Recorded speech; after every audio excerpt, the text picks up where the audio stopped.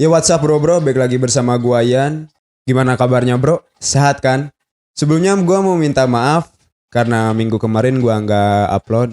Ya gua banyak kerjaan, banyak urusan gitu kan, ditambah ada urusan ngedadak lagi kan. Oke, di video kali ini gua gak akan bahas cringe jamet edan atau belahan, teteh-teteh belahan. Kali ini gua akan bahas sejarah dan kisah menyeramkan dari gedung Lawang Sewu. Ya, gua tahu banyak YouTuber yang bahas gedung gitu kan. Cuman gua akan ceritakan sedikit nih gedung dengan versi gua sendiri. So, tanpa lama-lama, tanpa banyak bacot, tanpa banyak ngomong, tanpa banyak tetek bengeng segala rupa, kita langsung aja ke ceritanya. Lawang Sewu dibangun di Semarang pada tanggal 27 Februari 1904 dan selesai dibangun pada tahun 1907. Dan gedung ini dibangun oleh dua arsitek, yaitu Profesor Jacob dan B.J. Kuendag. Dua arsitek ini berdomisili di Amsterdam, dan dua arsitek ini juga membuat gambar Lawang Sewu ini di Amsterdam pada tahun 1903. Baru pada tahun 1904, denah dan gambar-gambar ini dibawa ke Indonesia, lalu dibangun dan selesai pada tahun 1907.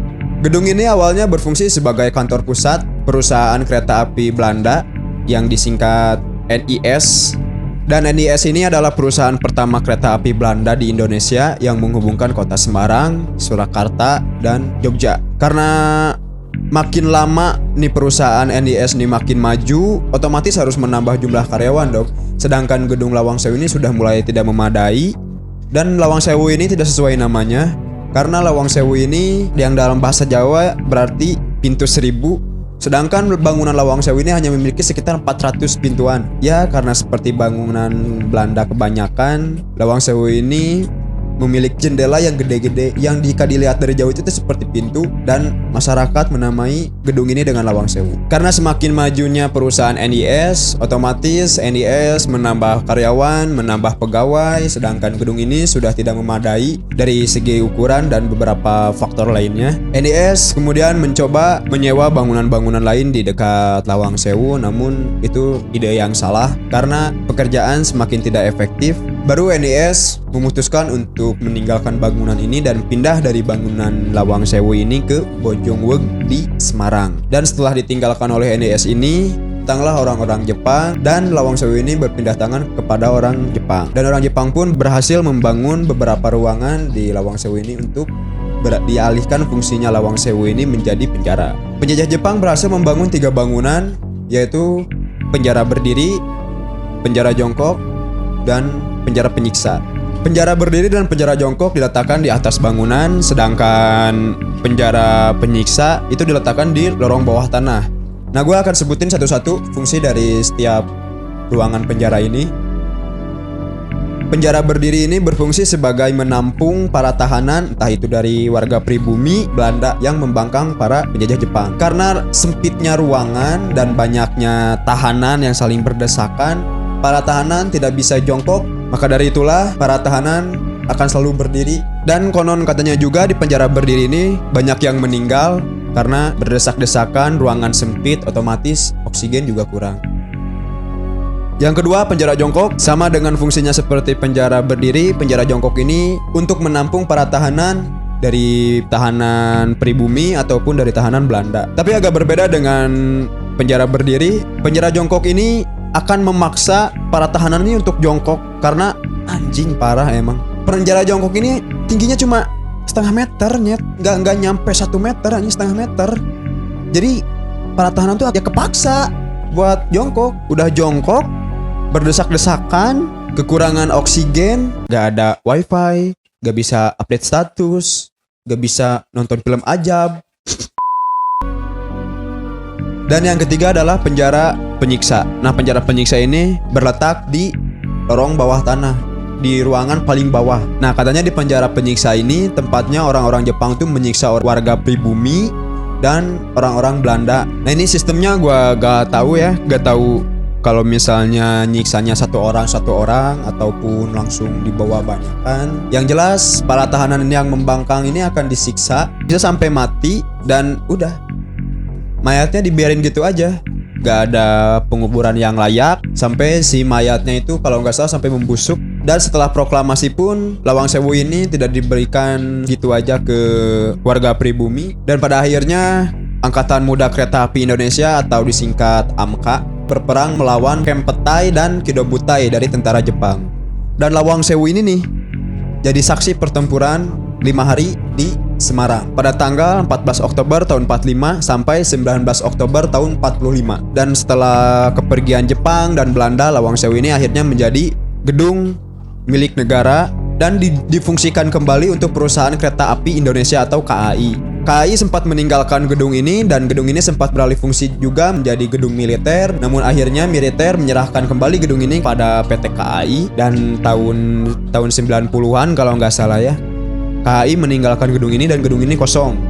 Banyak sih ya cerita-cerita horor dari gedung Lawang Sewu ini. Di tahun 2013 ada sebuah acara TV yang mendatangi gedung Lawang Sewu ini untuk dijadikan tempat uji nyali. Dan saat peserta menguji nyali, ada sebuah penampakan itu gak tahu teteh kuntilanak atau noni-noni Belanda. Yang gak tahu si hantu itu muncul terus gak lama ngilang gitu. Dan si pesertanya pun sampai menyerah.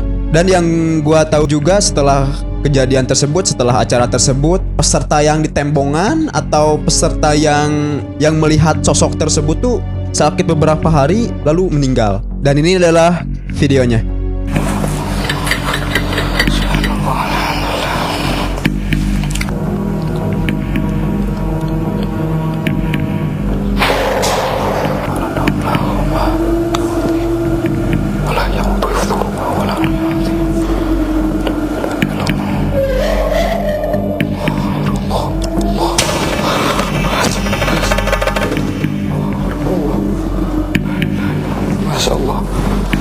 Mas, tolong mas.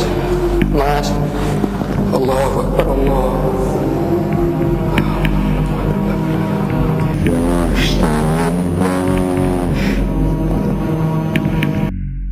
Sebenarnya nih bangunan udah serem sih ya, kata gua sih ya, sampai sekarang juga masih serem sih. Apalagi dulu gitu kan, dulu ditambah dengan ya catnya yang udah mengkelupas. Waktu sebelum direnovasi gitu, itu anjing seremnya parah gitu kan. Dan di Lawang Sewu ini ada beberapa tempat atau beberapa lokasi yang diyakini oleh masyarakat setempat atau kebanyakan orang lah ya, intinya oleh kebanyakan orang itu sebagai 3 tempat paling barbar, 3 tempat paling edan, gerdek kawani gitu judulnya.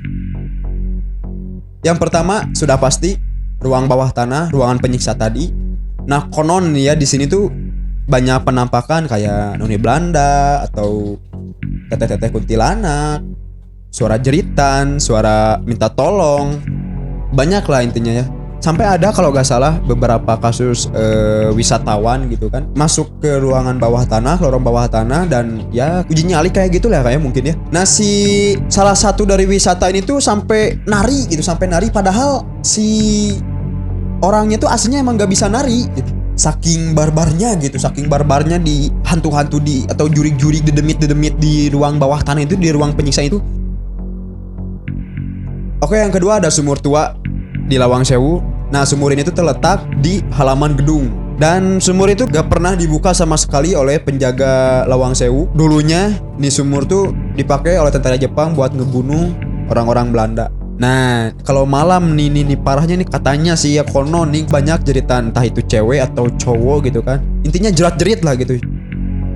Nah, nomor 3 ada di pintu paling barat atau pintu paling timurnya Lawang Sewu ini.